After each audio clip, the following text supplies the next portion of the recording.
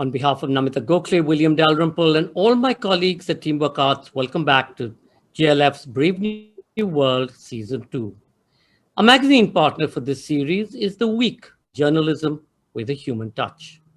Our first session today is Dystopian Realities, Writing Rural Distress. Namita Waikar and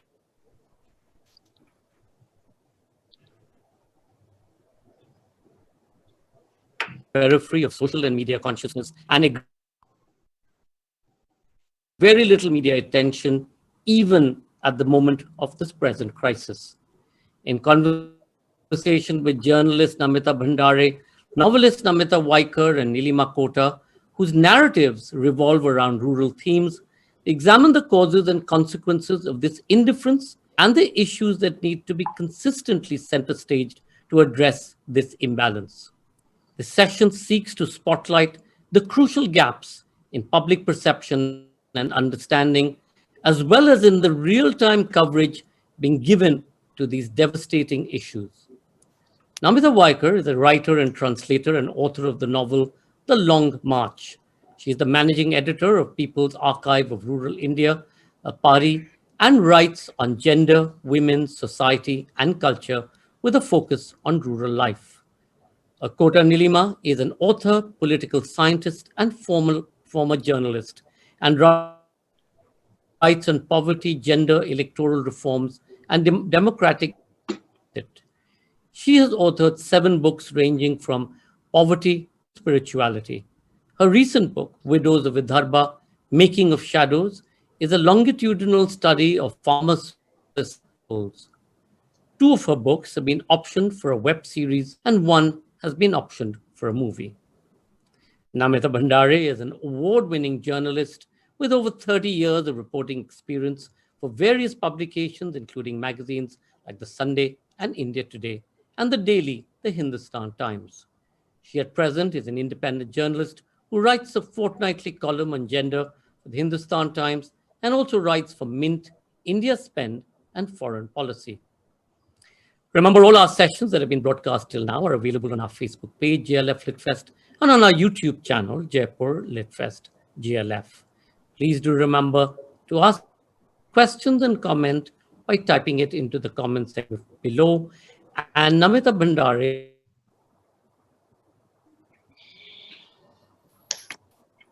Thank you, Sanjoy. I'm delighted to be here with old friends. These are unprecedented times, and there's a certain comfort in being here back at JLF, along with both Kota Neelima and Namita Waikar, with whom I've had wonderful sessions in the past in Jaipur, and inshallah, we will be back in Jaipur shortly or soon again. When we look at rural India, 65% of our population lives in rural India. And yet a recent study found unprecedented times.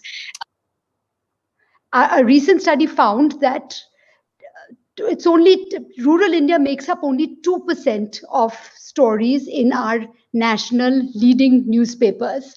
When we do cover rural India, we look at stories that fall into the categories of either natural disaster, calamity, accident, crime, violence, or then into the bucket of hunger, malnutrition, and farmer suicide.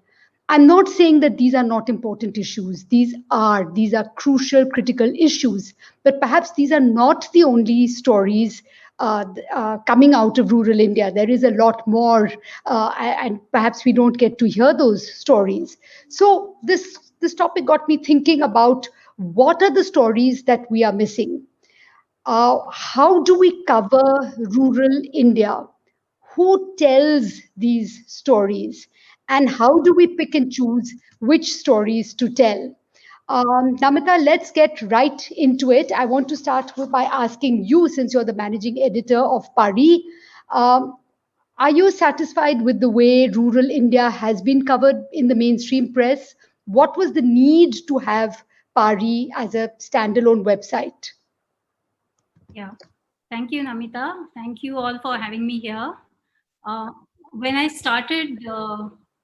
finished writing my novel, The Long March, which in essence and central to it has a group of farmers marching into cities to put their demands to the governments there. Just a couple of months before that, there was an actual march from Nasik to Mumbai. About 40,000 farmers came into the city, and a month after the book was published, there was another march which where farmers came to New Delhi from all over India. Mm-hmm. Now, how is it when the first march happened from Nasik to Mumbai, there was no coverage at all? Why was there no coverage? I mean, there was no interest.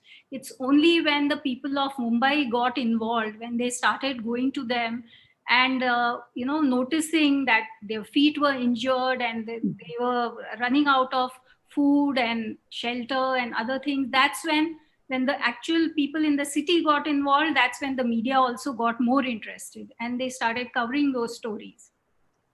But in a sense, we covered that story because rural India came into urban India. Correct. So it wasn't the other way around, right? Yeah, it came into urban India. And so this is the point. I mean, there is a huge apathy towards something which doesn't affect you directly. And until it's a problem for you, you don't give it your focus. Correct. And these are people who, who put in their effort and their sweat and blood into getting the food on our table. And we look at them only when they come and line up into our streets, into our grounds, into our playgrounds. And correct. This apathy is, I think, the root cause. And there's a lack of empathy among us for anything that doesn't concern us directly. And I think the community feeling of being involved with the community, with the others who are part of your country. And also, of course, where media is concerned, it is always about the commercial value. The farmers who come in, the farmers who are working in rural India, they are not the target audience of most of the mainstream media. In fact, as you rightly said, 2% coverage in Indian newspapers on rural India. The coverage on the national newspapers front pages is even less. It's just some right, unless there is a Hathras or unless there is a a disaster like that. Kota, can I come to Kota? I'd like to come to Kota here about our coverage because Hathras is so recent and because it has just happened. Kota, how do you assess our meaning mainstream media's coverage of the horrific crime at Hathras? Thank you for the question. Wonderful question, Namita. First of all, delighted to be back here at Jaipur Literature Festival. You are absolutely right. This brings a lot of hope and a sense of normalcy. And I'd like to compliment Sanjay, William, and of course, Namita Gokhleji for this online version of it. This is brilliant. Now, here we have to actually, after 15 years of trying to write and after several books on rural India, there's one thing which I have discovered. It's very extremely difficult to write about rural India, but it's also equally difficult to read about it. So when there is a Hathras happening, or when something which is very specific in a particular framework which is happening, which is not mainstream, which is quote unquote periphery. I have a problem with that word, but I'm just using it in a symbolic, illustrative manner. But when something which is happening on the periphery, how do you mainstream it? This has not happened in India. And this is despite our constitution, which specifically is all about mainstreaming these issues. So when you talk about gender, when you talk about Dalits, when you talk about violence or law and order or safety of women, all these issues are covered in our essentially the imagining of India. That's where they have been mainstreamed, but they have not been mainstreamed in our politics, in our media, in our Correct. But let's talk about Hathras. You come to that issue. We'll talk about the other peripherals as well. But because Hathras is so immediate, and just in case anyone doesn't know what happened at Hathras, this is where a 19-year-old Dalit girl was raped allegedly by 4 upper caste Thakur men. And then, of course, there was I'm sad, sorry to use this word, a routine rape, a routine gang rape, because this has become routine in India now. But what followed was the administration and the police apathy and insensitivity and human rights violation, really, where she was cremated at midnight without the consent of her family. So Right. can you talk about that? Yes, I think there was the entire pushback which we saw was from the media. You have to give it to them, although there are, exception to that, because we have done the research while Hathras was happening, what was being covered on TV. Yeah. And we discovered they were still talking about SSR, they were still talking about Ria, and they were still, people were of course pulling out Deepika Padukone's, WhatsApp messages. But then what I'm trying to say is there was a section of media which went into this particular case and brought back the stories, and they were takers for this. Now that's what my point is, that the viewers were looking at these stories of Hathras, they were sensitive, they were sensitized, and the most important part was it was the public perception which pushed the Hathras case to move forward. If it had not been done by the media, then how would we have even known what was happening next to the family, or even to the kind of evidence which we now know is not being presented in the court, or how it is being manipulated. So my point simply, Namita, is this, that if we provide a way of writing about rural India, about peripheral issues, this India responds to it. Correct. But Namita, I want to actually ask you, yes, it is true that media brought the Hathras. In fact, that midnight cremation was a story that was broken by a journalist. And that is the tipping point in this particular case.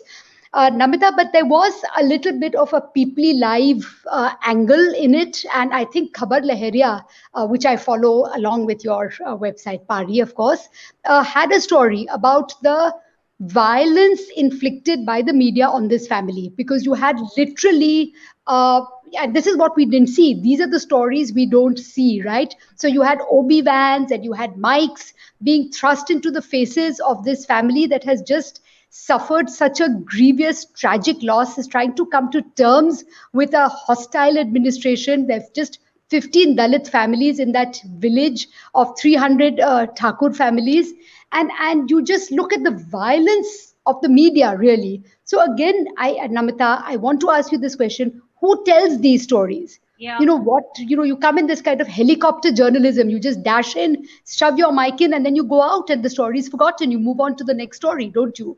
Yeah, right. Thank you. I mean, that's a very apt question right now.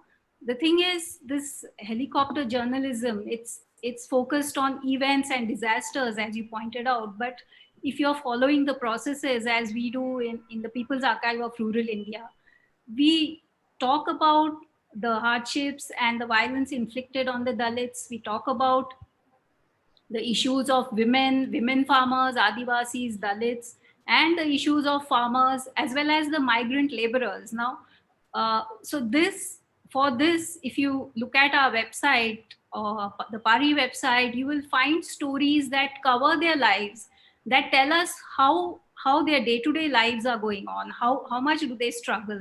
There's a recent story about a man who is trying to sell, raddi, the scrap collectors, and he makes just 2 to 4 rupees, in a day. Imagine, going through a lot of effort to do that.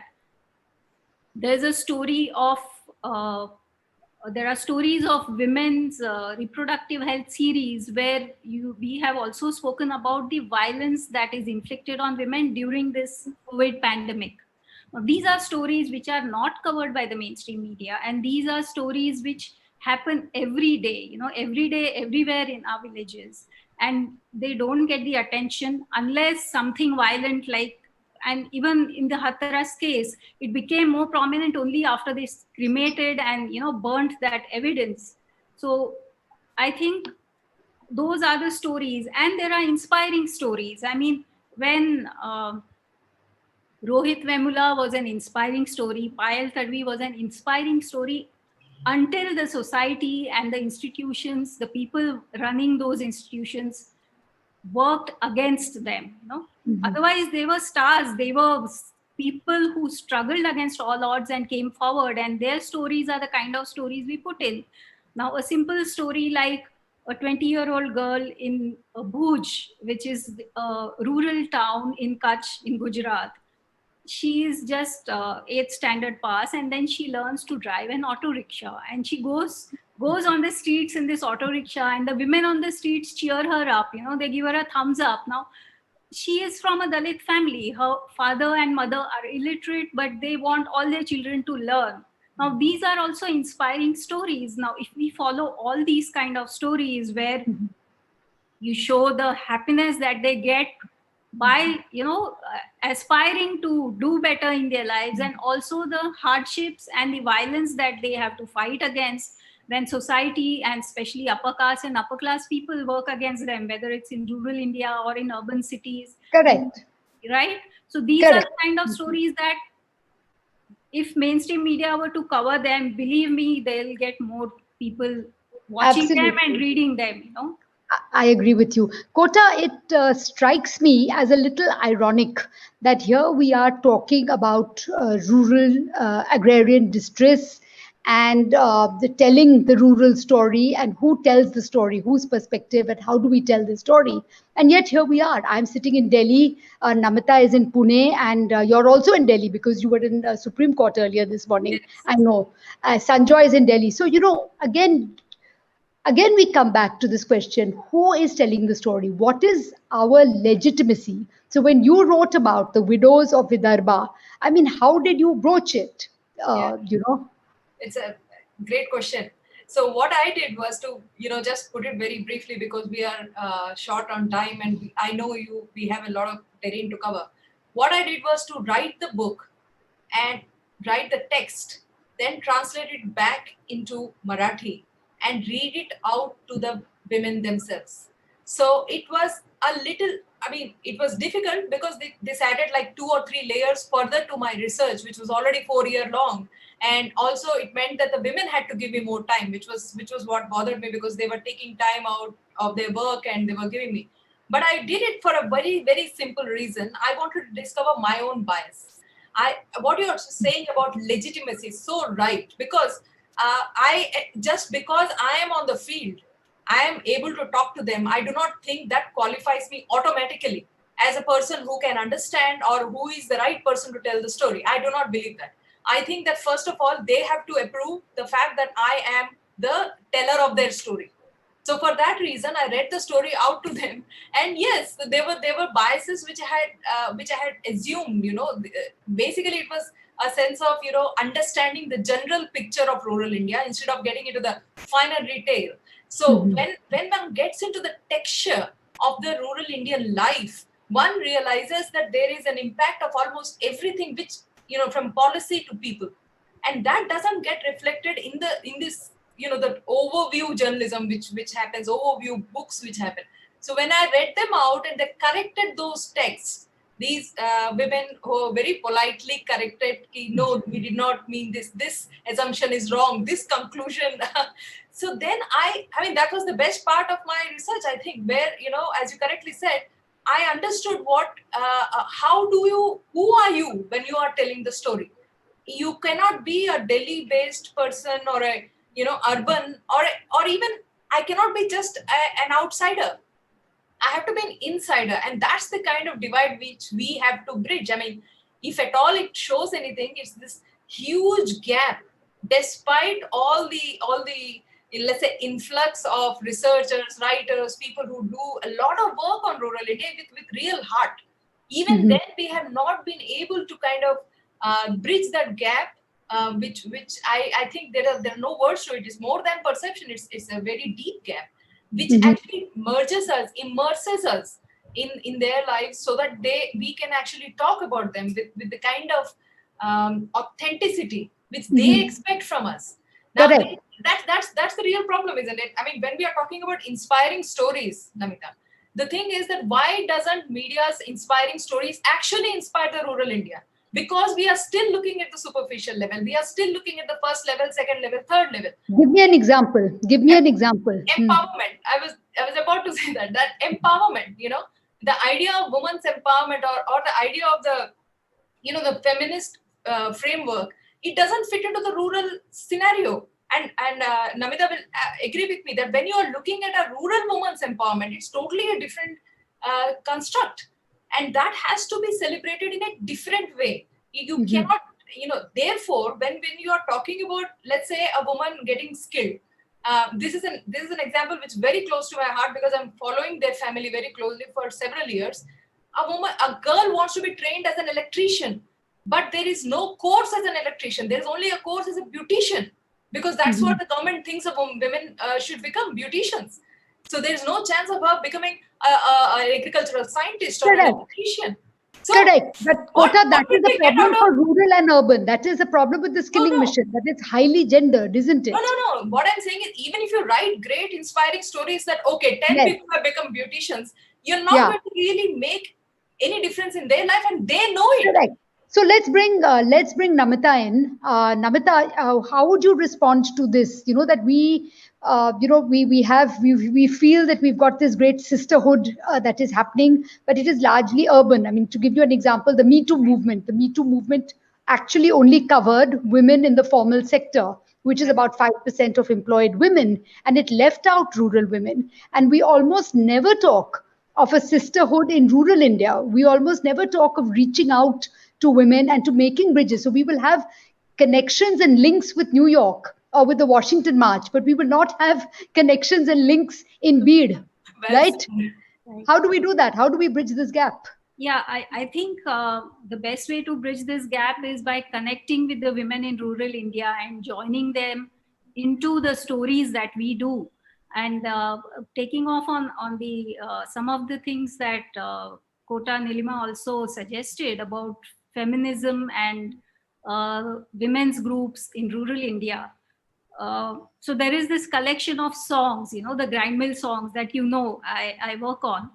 And the women who cannot read or write, they have passed down these songs over generations, composed by these women while they are working in the corner of the house, grinding grains to flour. But the stories that they tell through those songs, stories of harassment by men, and they say, you man, you stupid man, you're like the dirt outside my door, after a heavy rainfall. And how many other terms can I tell you, how worthless you are to me. Now, this kind of language from the women who work in their homes in the village, they don't have a platform like Me Too. Okay, what they are singing is within their private zone, their private space where they are away from the men in their society. But do we bring out those stories? Yes, to some extent we do. In Pari, we definitely do. And when I showed some of these songs that we published and the stories that we published about them to these women, the videos that were put up on YouTube, and the women were happy. One of them called me and she said that, oh, I've seen these songs and you have made us world famous, by putting us on YouTube. So it's not impossible to put them. And when the first of these stories were published, there were television channels who went to Bid. One of the women was from Bid district, and they went to Bid to interview her, and they put her up on some of the Marathi news channels. And all of them called me back and said that, oh, this happened after your story was published. So that does put actually an enormous pressure on you to tell the stories that mainstream media might or might not pick up and may blow up into national stories. Is that the template, basically? That's true. But then I think it also depends on the kind of story that we want to read and what we tell the television channels or the newspapers about the kind of stories we want to read. I mean, are we involved with these channels to tell them that this is not what we want and this is what we want, and why don't you do these kind of stories? Now, there are a lot of independent channels, YouTube channels and websites which are coming up. A few of them are led by women, and I know who I'm talking about. One of these media websites is also Article 14, of which Namita, you are a part of. Yes, I am. And there's Anubha Bhosle, there's Faye D'Souza, and there are so many others who are running these channels, and they are bringing people and giving their voices. And about the voices of, let's say, Dalits or minorities, there's something called Pass the Mic, which Faye has recently started, and she's including them in these discussions. I want to know whether in future on these discussions on the JLF platform, whether we will have someone like one of those three women, wonderful women who were there with Faye the other day, like the Miss Cynthia Kiruba Munuswamy. Yeah, Cynthia yeah. Stephens, Kuruba Yes. Munuswamy, and there was one more. I think her surname was Malhari. I can't recollect the first Sure. name right Yeah. now. I But think what we need to do is we need to talk to Sanjoy after yeah, this show, yeah, we need to and get I'm those sure he's women. aware. And Yeah, because these are very articulate, very right. sophisticated And they have voices. Yeah, so many stories to tell, and they should be absolutely. talking to us about everything, not only about the conflicts and the violence in their lives. Right. So, Kota, because you've got a case, a very high profile media case in the Supreme Court right now with Sudarshan TV's Bindas Bowl program. So, do you think that there is the scope to influence? Viewers want SSR, right? Television channels do it because that's what they assume that readers want. So, really a two-part question. Number one is, what do readers want? Do readers actually want this kind of Bollywood inane shouting match on TV night after night? Or are they looking for an alternative story? And the second part to my question is that how do we use technology to leverage this to our advantage? No, of course, I'll not comment on the case because it's like going on and I don't want to. But this is what I'm saying is independent of what is happening in the court. And to answer your first question, yes, I think viewers are looking for the alternative story. The proof is, I also began by thinking that maybe we'll have to really convince a very reluctant Indian reader to start reading about rural India or these issues which are, and maybe they are more interested in something like SSR. But in my experience, that's what I was saying. After 15 years of doing this, my stories, which are about farmer suicide families, they have been told in a narrative, right? They are being made into commercial web series. So there are takers for this, and this is a story of a young man who is the son of a very poor farmer and the kind of inheritance he has. This is Shoes of the Dead.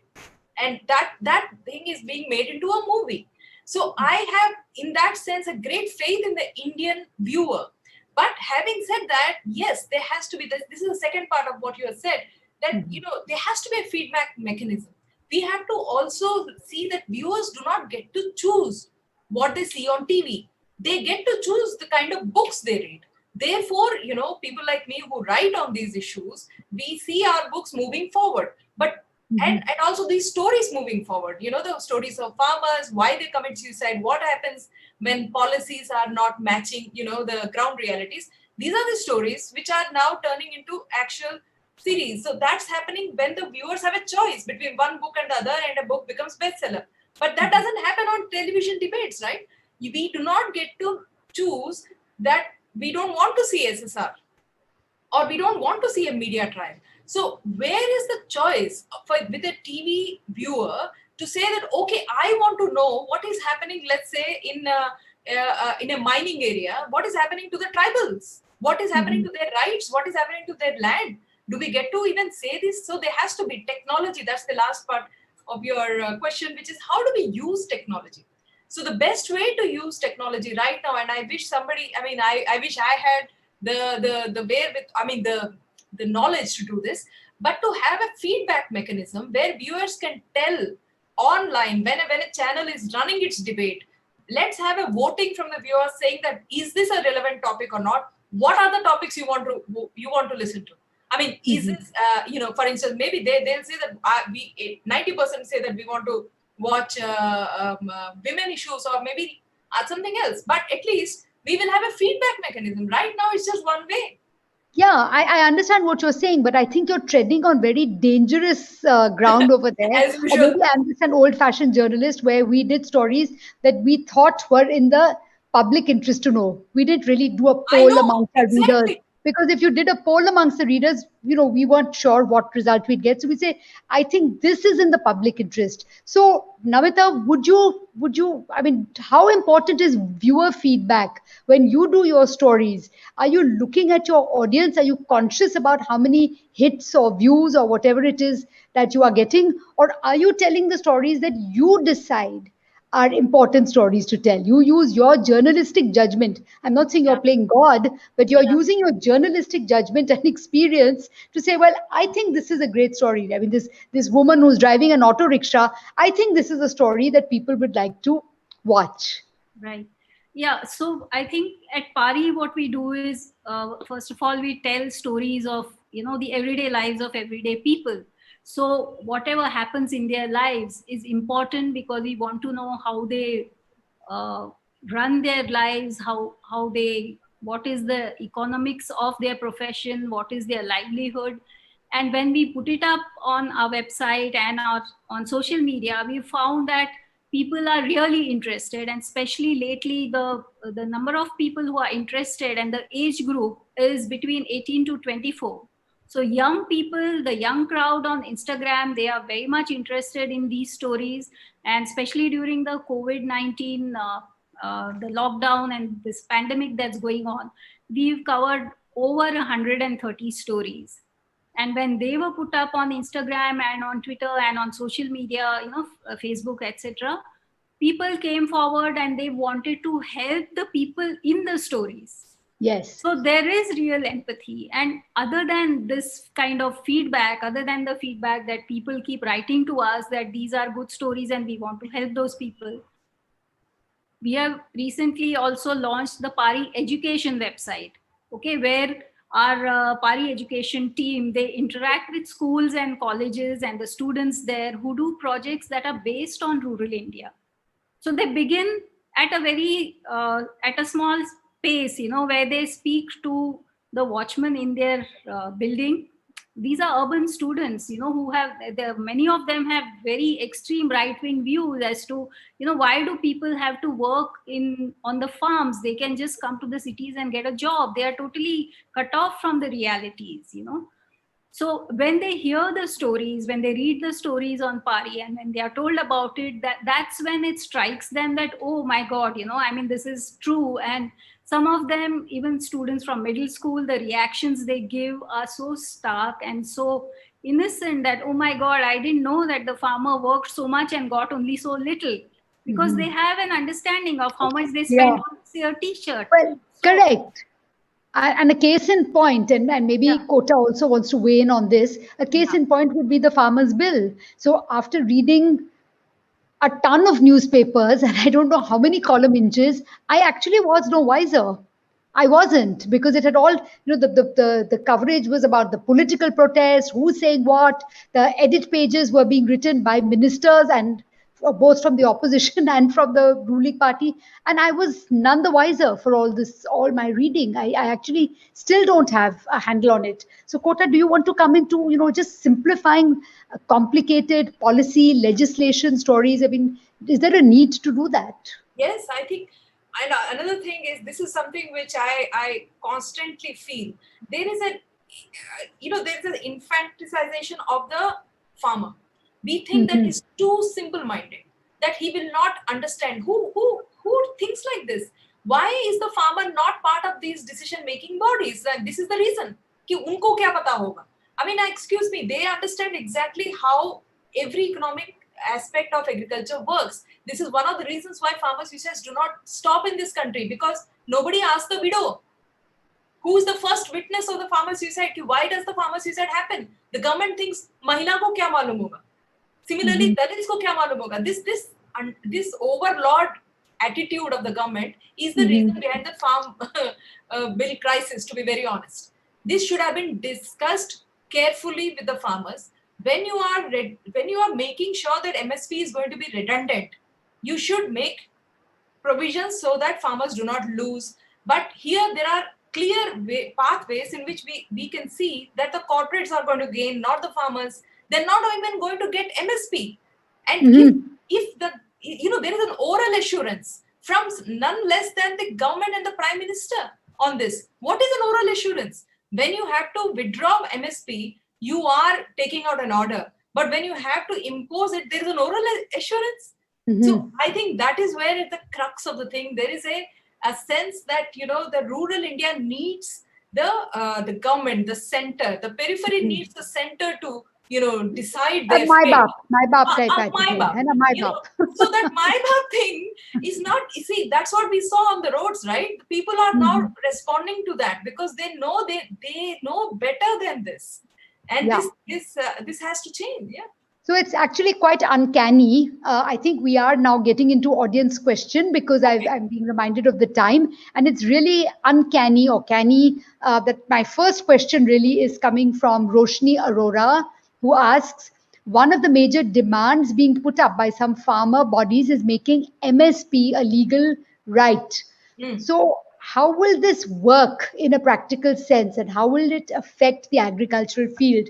Namita, do you want to take that since Kota has been talking about the farmer bill? I'd like you to weigh in on this. Yeah, I think the essence here is that the farmers are at a disadvantage when you're giving these, opening up the field to the corporates and corporatizing agriculture, so to speak. You have opened up the field for big business to go into contracts with farmers, but there is no compulsion to have a written contract. There is no redressal mechanism.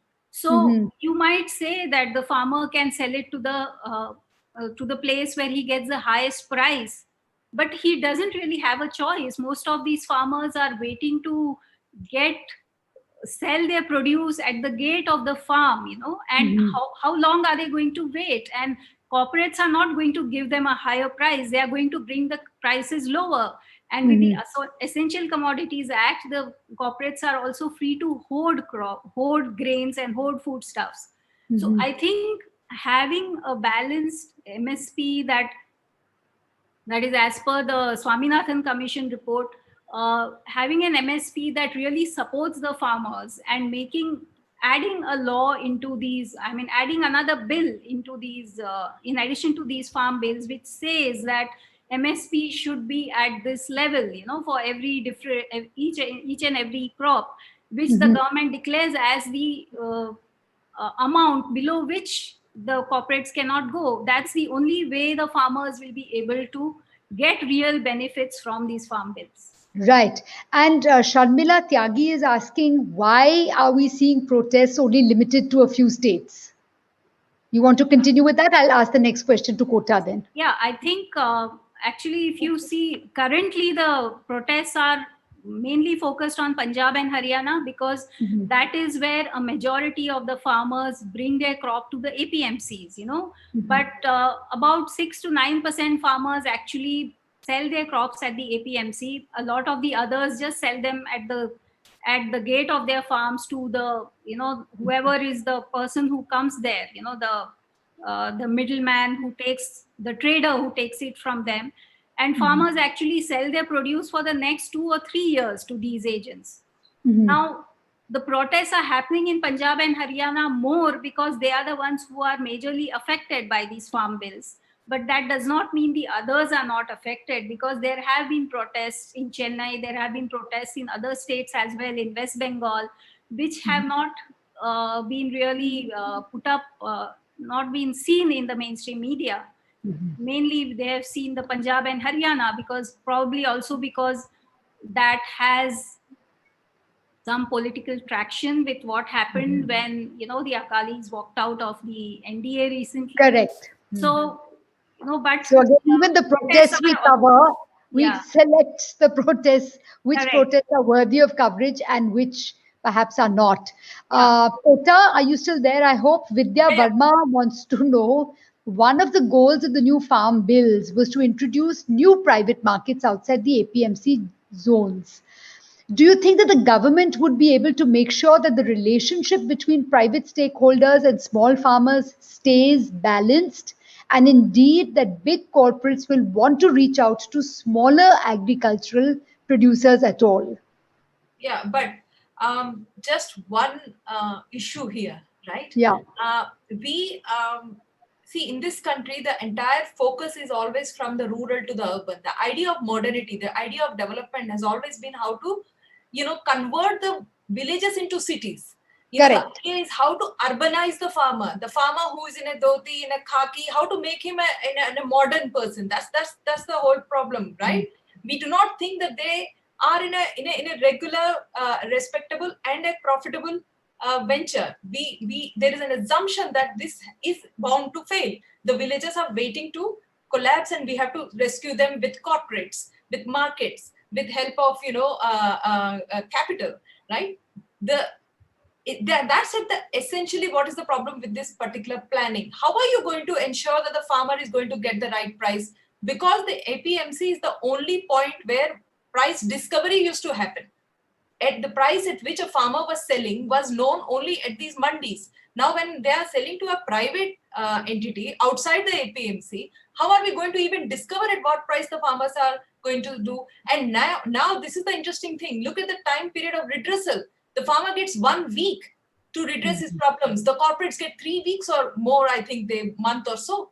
Now, there is already discrepancy in the initial stage. So, how are we going to ever get justice? I have no hope. Correct. So obviously this farm bills are a hot topic for this discussion, at least because I have 2 more questions. I'm going to club them together because I think we barely have 3 minutes left. Namita, Satyam Mishra is asking, what can the government do to alleviate the concerns of farmers right now, assuming that they will not take a U-turn on the latest 3 bills? And Kamya Virmani is asking a related question to the farm bills, which is that the union government has been speaking in different voices, but claims to have implemented the recommendations made by the Swaminathan Commission. What are your thoughts on this? Namita, can you weigh in on both these questions? Yeah, I think the one thing that the government can do, because even the Prime Minister has been saying that MSP will be there, MSP is not going to be non-existent. I said sometime earlier in the show that why not pass another bill, and this is recommended by P. Sainath, who has been talking extensively on the farm bills. Why not make another bill and put it up in Parliament that says that MSP will be supported and MSP will be a condition beyond, and the amount below which the corporates cannot, buy the produce. And the what was the second question? Sorry. The second question, let me just scroll up, was by Kamya Verma, asking that the union government has been speaking in different voices. Right. But claims were implemented. They have been speaking in different voices. If you read the fine print of all those proclamations by the government, because at first, before they came into power, before 2014, they were talking about implementing the Swaminathan Commission report. And then they put an affidavit in the court saying that we cannot implement it, it's impossible. Then Arun Jaitley said that we have already implemented MSP, and he was talking about a different MSP than what was in the Swaminathan report. And then finally they said that, I think the MP government said that we have implemented MSP. So, there are different voices which come in, and this is the reason why the Prime Minister's proclamation that MSP will be there, the verbal commitment is not acceptable. It has to be put on into a bill, and the contracts of farmers and corporates also have to be made compulsory. There has to be a redressal system which is looking at the interests of the farmers. I mean, in this given time, this is all I can say. All right. I'm afraid that's all we have time for. Thank you so much. It's always a pleasure to meet you, whether I'm meeting you virtually on a screen or whether we're in Jaipur. And as I said when we started, inshallah, we will be back in Jaipur very, very shortly, very soon. These times will be behind us. Sanjoy, William, and Namita Gokhale, thank you so much for organizing this. I'm thrilled that we are actually the first session kicking off season 2. I think that says a lot about the priorities of the GLF. It's wonderful to know. Yeah. I didn't know that we're the first session of season 2. I said, wow, that's something. Thank you, Kota. Thank you, Namita Waikar. Your insights are always, I always learn so much after I talk to you. Good Thank night to all of you watching. Good night and thank you so much. Thank you, Thank you Namita. very much, Namita Bhandare, Kota Neelima, Namita Waikar. You're absolutely right. There's so much of distraction today on the airwaves that outside of the horror stories that happen in rural India, we hear nothing. And as both Kota Neelima and Namita Waikar said, there are also the good stories. They're stories which you can take as an example. They're heartening stories. They're stories of success. And we don't get to hear any of that. The obsession with what we've seen in recent times, uh, unfortunately, to the distraction of everything else of any importance, is a huge problem. And I do believe that, and I think we all believe that it's absolutely vital in today's day and age to be able to get the voice of those people out there who don't have that access. So, once again, Kota Nilima, Namita Waikar, Namita Bhandari, thank you, all you. three of you, for being part of this conversation. Thank you all for watching and being such a great audience. We hope you enjoyed the conversation. And we'll log back on at 8:30 p.m. for our next session on JLF's Brave New World. The Silence of Sherzadeh, Defne Suman in conversation with Mansi Subramaniam. Turkish novelist Defne Suman's magical novel, Silence of Sherzadeh, tells the intertwining stories of a Levantine, a Greek, a Turkish, and an Armenian family in the turbulent years 1905 to 1922. Fascinating. Meanwhile, on the other end of the world, over the past 5 years, India by the Bay, Hong Kong, has established itself as one of the landmark cultural festivals in that city on the strength of its rich and diverse programming, which fuses the classical and contemporary across art, music, theater, dance, food, literature, film, and wellness. India by the Bay returns from 15th to 18th of October with an online series. Begins with wellness, yoga with Daniel Simpson, Zaika, food creativity and lockdown, Chef Romy Gill and Chef Piku in conversation. Music, East West, a legacy, Shubhendra Rao and Saskia in collaboration with Tiju Manshoing. And literature, Churchill hero or anti-hero, Shashi Tharoor in conversation with Mukulika Banerjee. And in case that's not enough of a fill, please remember we have a rebroadcast of I Believe Art Matters on the 18th of October. Given the large-scale need for financial assistance in the cultural sector, Teamwork Fine Arts Society is curating a multi-arts charity event, I Believe Art Matters.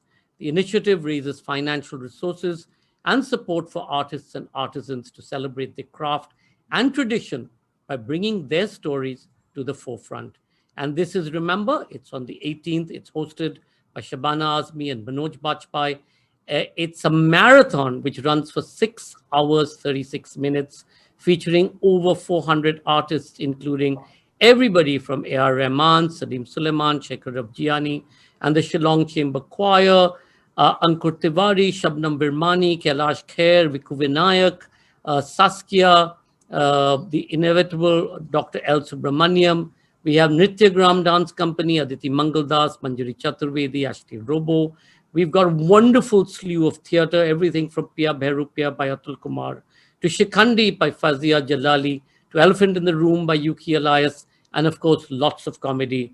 Papa CJ, Abish Matthew, Radhika Vaz, and Varun Grover. So stay tuned for that and see you at 8:30.